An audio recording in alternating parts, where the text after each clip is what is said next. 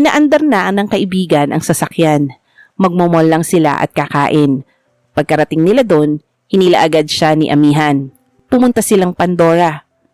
"Anong bibilin mo dito?" tanong niya. "Basta, halika na." Pagpasok nila, nilapitan sila ng manager. "Ma'am Ami, kumusta po? Kukunin niyo na ba?" Yes, pakikuha na lang."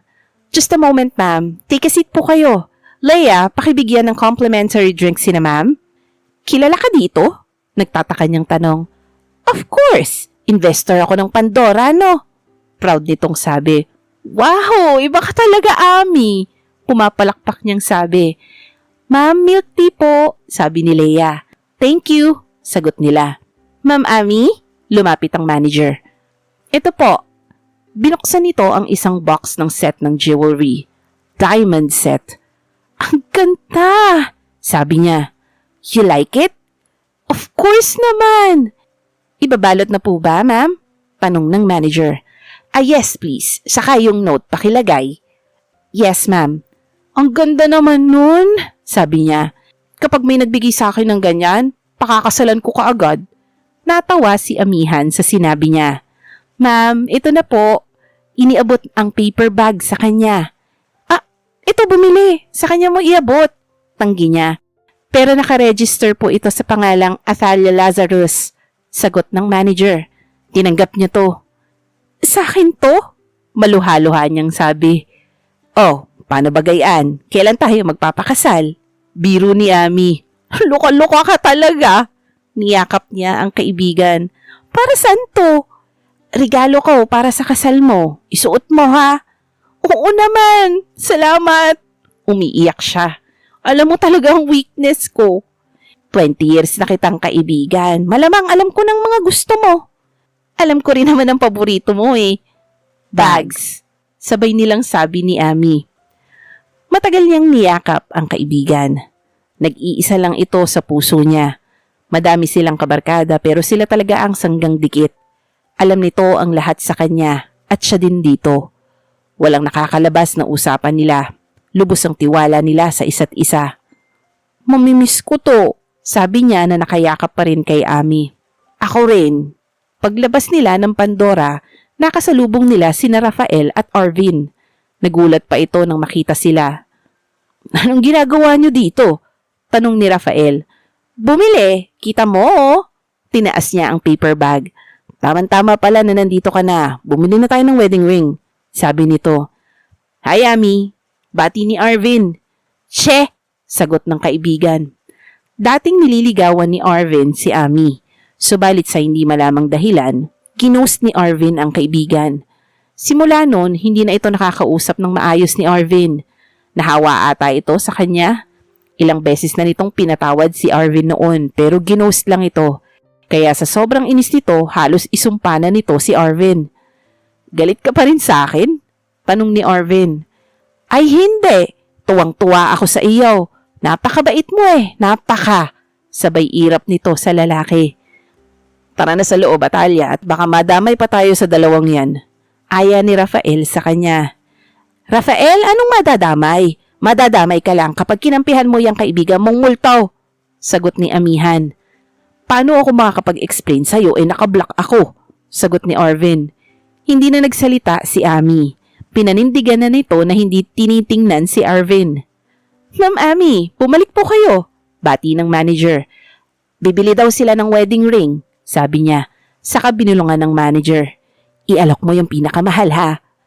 "Sir, ano pong wedding ring ang gusto nyo?" "Ako na lang ang pipili," sabi ni Ami. "Yung new design nyo dito na may mga diamond ang pangbabae at panlalaki, white gold." "Okay po ma'am, maupo po muna kayo." "Leia, complimentary drinks please." Magkatabi sila ni amihan, samantalang nasa kabilang upuan si Rafael. Nilapitan na lang sila ng manager na naka-gloves.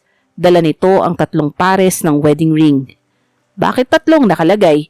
tanong ni Rafael. "Nakaset po kasi yan, sir. 2 sa babae kasi po engagement ring yung isa. Piliin mo yung nasa kanan." Bulong ni Ami sa kanya. "Bakit?" Nakakunot niyang bulong. "Basta! Maganda to." Turo ni Arvin sa nasa bandang kaliwa. "Ikaw ba ang ikakasal kay Rafael? Hayaan mong mamili si Athalia, no?" Wika ni Ami. Pag ikinasal tayo, bibilhin ko yan. Sabay kindat ng lalaki. Mangarap ka, never mangyayari yan. Tanggi ni Ami. Magbuburo na lang ako ng asin. Anong magbuburo ng asin? Nagsasalita ka na naman ng hindi Tagalog. Ulaga ka kaya hindi mo yun alam. Sabay ingos ni Ami. Anong ulaga? Nakakunot na tanong ng lalaki. Gwapo yawn, sagot ni Ami. Salamat naman at ulaga ang tingin mo sa akin. Nakangiting sabi ni Arvin. Ako ba sa paningin mo, ulaga din? Tanong ni Rafael. Usbaw ka naman, sagot naman ni Ami. Anong usbaw? Napakunot ang noo ni Rafael. Charming yawn, maapil, sagot ni Ami. Nasa mood kang mag-compliment ngayon Napangiti si Arvin. Aw, ikaw na si Sam pumili. Utos nito sa kanya. Itong nasa kanan? Sagot niya. Kayo sir, tanong ng manager kay Rafael. Iyan na rin kung anong nais niya. Sagot ng lalaki. Tayo na po sa counter? Sabi nito. Nung nagbabayaran na, nanlaki ang mata ni Arvin at Rafael. 1.2 million? Sabi ni Arvin. Ano yan? Bahay? Marami po kasi itong diamante, sir. Sagot ng manager. Pwede bang palitan? Tanong ni Arvin. Hoy, naipunch na yan at saka mura lang yan kay Rafael. Buti na lang, ayoko sa iyo. Kung hindi, baka tansa na lang ang isingsing mo sa akin. Sabi ni Ami. Para sa iyo, bibilhin ko ang buong store. Sagot ng lalaki. Ay, ang yabang. Irap nito. Sure ka na ba dito, Atalia? Tanong ni Rafael. Bakit? Ayaw mo ba? Ganting tanong niya. Hindi naman. Sige, pabalot na natin. Sabi nito. Pagka-swipe ng card, ibinigay ito ni Rafael sa kanya. Ingatan mo yan. Nagugutom na ako, sabi ni Amihan. Tara na, kumain. Aya ni Arvin sa kanila. Libre ko na. Ngayon lang kami nagkita uli ni Ami Ay wag kang mag-alala, baka huling kita na natin to. Sagot ng kaibigan. Bakit magalit na galit ka sa akin? Ulagang-ulaga naman ako sa paningin mo. Sabi ni Arvin. Anong ulagang-ulaga ako sa iyo? Tanong ng babae. Sabi mo, ang ulaga ay gwapo. Sagot ni Arvin. Saka bumunghalit ng tawa silang magkaibigan. Halos mapaihi na sila katatawa. Oo nga pala. Oo, ulagang-ulaga ka sa paningin ko. Kaya hindi tayo bagay. Hindi ako maganda. Sagot ni Ami. Para sa akin, maganda ka. Sagot ni Arvin. Ang ganda mo, lalo ngayon. Gutom lang yan. Sagot ni Rafael. Saan tayo kakain? Mag-samgyup tayo? Sabi niya. Point of view, Clarice. Nawiwili siyang manood ng mga fashion week sa Paris. Noon ay isa siyang modelo. Subalit dahil na rin sa drugs na kasinangkutan niya noon, na-banned siya sa international scene. Kaya mas pinili niyang umuwi na lang ng Pilipinas. Noong una, okay naman ang buhay niya pag uwi ng Pinas. Yun nga lang, nauubos ang kanyang pera. Kaya sinabihan siya ng kanyang mga magulang na humanap na lang ng lalaking bubuhay sa kanya. Kaya lagi siyang nasa club, naghahanap ng pwedeng maging prospect. Sa unang 2 buwan, wala siyang nahanap. Kung hindi matanda, may asawa naman. May mga may itsura naman pero mga hampas lupa. Nawawala na siya ng pag-asa. Napapunta siya sa isang stag party. May disco bar kaya nakipagsayaw siya. At itong lalaking ito ang nag-approach sa kanya. Ako si Rafael Yapchenko. Tumunog agad ang bell niya sa ulo. Bingo! Ito na ang hinihintay niya. Ang lalaking ito ay bukang bibig ng mga babaeng nakikilala niya. Kaya may background check na ito mula sa kanya. Clarice Laurel, sagot niya dito. Let's dance? Ipinakita niya sa lalaki ang talento niya sa pagsayaw. Napatingin ito sa kanya na parang namamalik mata. Ang galing mo naman. Can I have your number? Sure. Sa kanya ibinigay ang numero dito. Nag-insist ito na ihatid siya. Nagulat pa ang mga magulang nang dumating ito sa kanila. Mr. Yapchenko, kumusta po kayo? Bati ng kanyang ama. Clarice, anak, ikuha mo ng maiinom ang bisita. Sinamahan siya ng kanyang ina sa kusina. Ang galing mo, anak! Alam mo bang magaling na negosyante yan? Siya ay investor natin. Masayang sabi ng mama niya. Talaga? Nagpakilala lang siya sa akin Sagot niya na nagtitimpla ng juice. Galingan mo ha. Sana mapaibig mo siya talaga. Kung magkakaganon, safe na ang future mo. Sino ba kasi yan? Pinakamayaman yan dito. Ano ka ba? Napakaswerte mo at sa dami ng babae, ikaw ang natipuhan niya. Paano nyo naman nasabi na type niya ako? Luka-luka. Palagay mo ba ihahatid ka niyan dito for nothing? Ano, adik ka pa rin ba hanggang ngayon at ang slow mo? Sanay na siya sa bibig ng mama niya. Ganito talaga ito kapag may sinasabi na hindi agad maintindihan. Paglabas nila, nag-uusap ang kanyang daddy at si Rafael. Nagtatawanan ng dalawang ito. Pasensya ka na at nagpatid pa sa iyo ang anak ko, sabi ng tatay niya. Naku sir, ako ang naghatid talaga sa anak nyo. Sa gandang yan, baka mapano pa kung magtataksi. Sagot ni Rafael. Buti naman at na-appreciate mo ang ganda nitong si Clarice. Fashion model yan sa Paris. Mapagmalaking sabi ng mama niya. Wow, buti na pauwi ka sa Pilipinas. Magtutuloy ka ba ng career dito? Tanong ng lalaki. Parang hindi ko na gustong mag-model. Mag-aasawa na lang ako. Sabay tawa niya na ikinatawanin ng mga kasama. Nung magpaalam si Rafael, hinatid nila ng mga magulang sa gate. Kinawayan pa nila ito. Galingan mo, Clarice, sabi ng tatay niya. Kapag ginusto ka niyan, para kang nakabingwit ng matabang isda. Saka anak, maswerte ka kung mapapangasawa mo yan dahil hindi mo na kailangang magtrabaho. Doon nagsimula ang relasyon nila ni Rafael. Sinagot niya ito after 2 months. Dahil wala siyang trabaho, binigyan siya ng black card ni Rafael. Limitless na credit card. Inaabot-abutan naman siya ng tatay niya ng allowance na cash dahil daw sa pagiging mabuting anak niya. Naiinis lang siya dahil may batang aali-aligid sa boyfriend niya, si Atalia, na labas-masok sa bahay ng mga Yapchenko. Samantalang siya, sa kondo lang dinadala ni Rafael. Tumawag sa kanya ang kaibigan upang ibalita na nakita niya si Rafael na may Pandora box at nung tanungin ng manager, bumili daw ng engagement at wedding ring ang lalaki. Bigla siyang na-excite. Magpo-propose na sa kanya si Rafael. Mahal sa Pandora at alam niyang mga diamonds and gold ang naroroon, kaya sigurado siyang mamahalin ang alahas na binili nito. Nagbook na siya ng flight pabalik sa Pilipinas. Isusurprise niya ang lalaki. Nai-imagine niya ang pagluhod nito at pag-aaya sa kanya ng, "Will you marry me?" Matagal niya na itong hinihintay. Akala niya, maagawan pa siya ni Atalia. Clarice Yevchenko. Wow! Kinikilig niyang bulong sa sarili. Pagbaba niya ng airport, nagharap agad siya ng taxi para makauwi ng bahay. Susurpresahin niya ang nobyo. Point of view, Rafael. Isang tawag ang pumukaw ng kanyang pagmumuni-muni. Si Clarice. Ang alam niya ay next month pa ito uuwi. Pero ang number na gamit ay number na sa Pilipinas. Honey, nakauwi na ako. Masayang sabi nito sa kanya. Hindi ka man lang nagsabi na uuwi ka, sagot niya. Surprised? Yes, of course. Asan ka ngayon? Nasa bahay ako, kakarating ko lang eh. I miss you.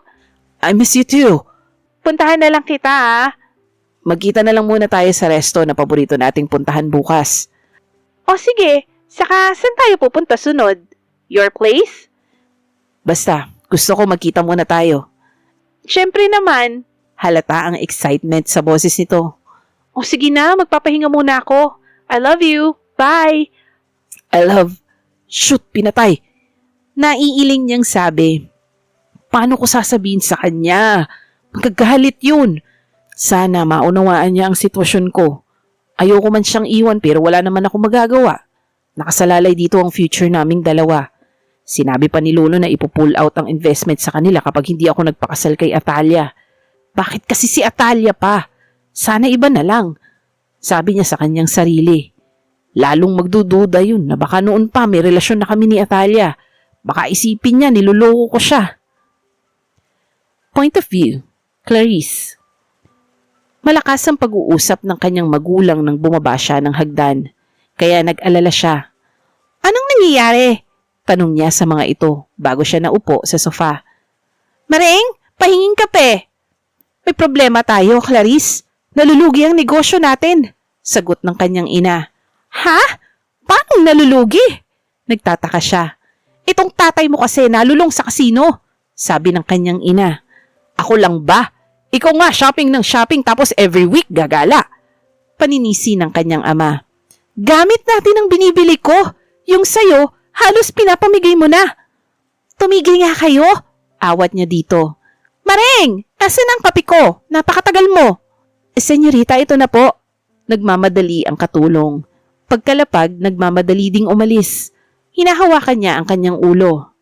Anak, kailangang makasal na kayo ni Rafael. Siya na lang ang pag-asa natin. Sabi ng kanyang ama. Kung kailangan pikutin mo, gawin mo. Alam niya ba ang problema niyo? Tanong niya na humihigop ng kape. Baka magalit siya pag nalaman niya. Sagot ng ama niya. Ganito na lang. Tumigil na muna kayo sa mga bisyo niyo para hindi masira ang diskarte ko. Tumawag sa akin si Leia. Bumili daw ng wedding ring at engagement ring si Rafael. Aayain na akong magpakasal noon. Kaya siguro pinapauwi ako ng maaga. Good! Mabuti yan. Para umangat ng ayos ang negosyo natin. Sagot ng kanyang ina. Bakit kasi kayo naglulustay ng salapi na wala sa budget? Che! Manahimik ka nga, Clarice. Bulyaw ng ina. Nagkaroon ka lang ng sugar daddy, akala mo kung sino ka na? At least, pera niyang ginagastos sa akin. Eh kayo? Hoy Clarice, baka nakakalimutan mo kung sino kami. Duro ng ama sa kanya. Pakalayasan ko kayo dito. Pananakot niya. Kailangan niyo ng tulong ko ngayon. Saka wag niyo akong kakausapin na parang kasalanan ko ang nangyayari. Kayo ang gumagastos ng pera, hindi ba? Bakit parang kasalanan ko? Nanahimik ang kanyang mga magulang. Inubos na niya ang kanyang kape. Saka tumayo na siya para maligo. Kung pwede lang magpalit ng magulang, ginawa na niya. Nai-imagine na niya ang pagluhod ni Rafael. Baka nagpahanda ito sa paborito nilang restaurant. Napaka-sweet talaga ng lalaking yun. Lahat ng gusto niya natutupad na niya. Hindi na siya mahihirapang magpaka-plastic sa harapan ng mga ito kapag kasal na sila. At ang una niyang gagawin ay alisin sa landas nila si Atalia, ang babaeng bida-bida, hindi naman kamukha ni Jollibee. Baka mamaya akitin pa nito si Rafael, mawalan pa siya ng financer. Ang hirap pa naman maghanap ngayon ng lalaking katulad ng boyfriend. Bukod sa mapera, may looks pa. At hindi ito matanda. Kailangan niya lang magkunwari na wala siyang alam sa gagawin nito para hindi naman ma-jinx ang surprise sa kanya. Ang reaction na gusto niyang ipakita dito ay yung tipong gulat na gulat siya. Iba talaga ito. Sa Pandora pa talaga ito bumili ng singsing. Mamahalin ito kaya alam niyang pwede itong isanla. Saka, pag pinakasalan siya ni Rafael, hindi na niya kailangang mamroblema sa pera. Point of view, Atalia. Nakaupo siya sa sofa sa hospital room. Mataman niyang iniisip kung ano ang gagawin niya para ma-inlove sa kanya ang pinakamamahal niyang si Rafael. Grabe naman kasi ito. Kung mahabol si Clarice, akala mo wala ng ibang babae sa mundo. Pang-model nga ang katawan at muka, kaso ugaling demonyita naman. Si Lolo El ay umayos na ang lagay. Minsan, iniisip niyang nagdadahilan na lang ito. Kapag may gusto itong i-request, bigla itong humihina. Kapag napagbigyan, biglang lumalakas. Saka ako natatanungin si Lolo kapag naikasal na ako. 3 taon. Yun ang palugit ko sa sarili ko para ma-fall sa akin si Rafael. After nun, bahala na kung magtagumpay ako o hindi. Sana lang, ayon ng panahon sa akin. Kung pera lang din naman ang gusto ko, sana hindi ko na siya pakasalan dahil makukuha ko na ang kalahati ng yaman niya. Ewan ko ba sa puso ko, siya pa ang, Hoy! Naimik ka na naman diyang mag-isa. May hangin na ata ang ulo mo. Ginulat na naman siya ni Ami. Para talagang hangin ng babaeng to. Hindi man lang niya namamalayan kapag dumarating ito. Alam mo bagay sa'yo ang pangalan mong Amihan. Para ka kasing hangin kapag dumarating. Hindi man lang kita maramdaman. Paano'y ikay manhead? Kanina pa ako din Hi, Lolo Pogi. Bati ng kaibigan sa matanda. Aba, narito palang Batanggenyang maganda. Nagmano si Ami sa matanda. Saka naupo sa upuang malapit sa higaan nito. Magpagaling na kayo, Lolo. Namimiss ko nang makikain sa bahay niyo Sabi nito habang hawak-hawak ang kamay ng matanda. At ito talagang batang ito, napakatakaw. Buti na lang at si Atalia ang mapapangasawa ni Rafael. Kung hindi, mauubos ang kayamanan ko sa pagpapakain sa'yo. Biro ng matanda. Ay nako po, Lo. Kahit ako'y bayaran ninyo ng malaki, ay ayaw ko doon. Baka maaga akong tumanda sa inyong apo. Kasuplado nun eh. Sus, paano si Arvin ang gusto mo? Biro niya na lumapit sa dalawa. Saka umupo sa tabi ni Ami. Ang sarap pala sa pakiramdam na napapalibutan ka ng magagandang babae. Biro ng matanda. Si Lolo talaga. Magpagaling kayo. Para sasayaw tayo sa kasal ni Atalia. Siya kayo, baka mamaya tumakbo ang inyong apo. Walang kakampi itong kaibigan ko. Wika ni Ami. Hindi ako tatakbo. Nakakunot ang noo ni Rafael kasama si Arvin. Lolo Pogi! Nagmano si Arvin sa matanda. Paano mo naman naisip, Amihan, na tatakbo ako? Nakakunot ang noo ng lalaki. Hindi ka namin kahuntahan dito. Napakamosang na re. Ngumuso si Ami. Ano na naman salitayang mosang na yan? Napakunot ang noo ni Rafael. Ala, ako'y wag mong pagtatanungin at siguradong masusura ka sa akin. Irap naman ni Ami sa mga lalaki. Lalo kang gumaganda kapag ganyan ka, Ami. Ngumiti si Arvin. Huwag ka nang magpapansin sa akin at lalo akong nauurat sa iyo. Sagot ni Ami sa lalaki. Ano naman ang urat? Tanong naman ni Arvin. Nai-inlove yun. Sagot niya. Oh, edi lagi kang maurat sa akin para maurat ako ng maurat sa'yo. Sagot ni Arvin. Nako, tumigil na kayo. Awat ni Lolo El. Ano bang ginagawa niyong dalawa dito? Lolo, nakaka-hurt ha? Sabi ni Rafael. Dinadalaw kayo, malamang. Ako lang naman ang apo niyo, di ba? Eh kung mag-aasaran lang kayo, umalis na kayo. Sabi ni Lolo. Mas pinipili mo sila over me? Tanong ni Rafael. Isip bata ka na naman, malamang gusto ko tahimik lang. Nauna sila dito. Sagot ni Lolo. Tiningnan sila ng masama ni Rafael. Dinilaan naman ito ni Ami. Huwag na kasi kayong pasaway, sabi ni Ami sa mga ito. Baka sumama ang pakiramdam ni Lolo Pogi. Kaya ako naririto, kakausapin ko sana si Atalia. Sabi naman ni Rafael, marami kaming dapat iseto. Hindi pa ako makakaalis, kasi wala pa si na Tita Elena. Umuwi si Papa kasi nilalagnat siya. Iyan, pabantayin mo muna kina Arvin si Lolo. Hindi naman tayo magtatagal, may sasabihin lang ako. Hindi ba namin pwedeng marinig? Tanong ni Ami. Marites ka rin eh, sabi ni Rafael. Pakimaw, inirapan ng kaibigan niya si Rafael. Kung gusto mo ay aalis na laang ako. Kaibigan nga kayo, hilig sa blackmail, sabi ni Rafael. And? Tanong ni Ami. Anong end? Napatingin si Rafael dito. You need to apologize to me, sagot ni Ami. Hindi agad nakapagsalita si Rafael, saka lumapit kay Ami. Sorry, aming maganda. Good, alamin mo ang lugar mo, ha? Narinig ko na lahat yan, ha? Sabi ni Rafael, sabay tingin sa kanya.